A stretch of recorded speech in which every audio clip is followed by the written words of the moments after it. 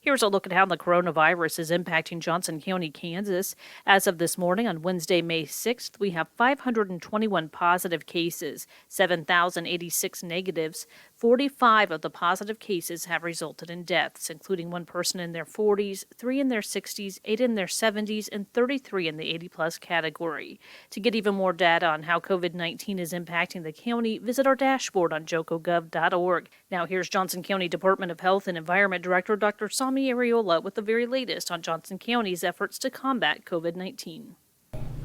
Our goal is to enhance the number of testing that we conduct daily across our different segments. And starting really from last week, we have focused on subpopulations that are more susceptible. There's a lot of testing going on in our long-term care facilities.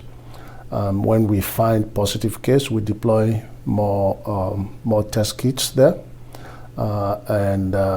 There's at least one where we are trying to test every one of the residents as a way of kind of cohorting people that are positive away from people that are not, so that we can again contain the virus.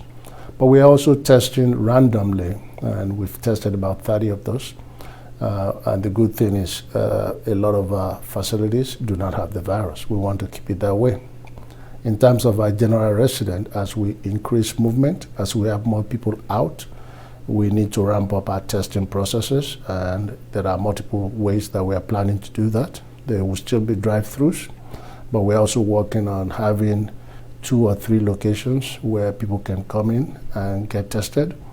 Of course, we will always test more people that are symptomatic, but we'll continue to test a section of our population, knowing fully well that it is possible to be infected and to spread the virus even when you have no symptoms. As we get the supplies that we need to test, expect us to intensify testing, increase the number of people that are being tested in the community.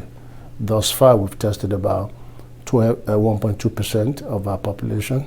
Moving forward, we do need to ramp up testing in the neighborhood of 150 to 200 tests per day, and ensure that we identify our most vulnerable population. We're going to be testing and targeting ethnic minorities, Hispanics, African Americans. We're going to be testing people based on socioeconomic status. Those are most vulnerable population, people on the low end of the socioeconomic status.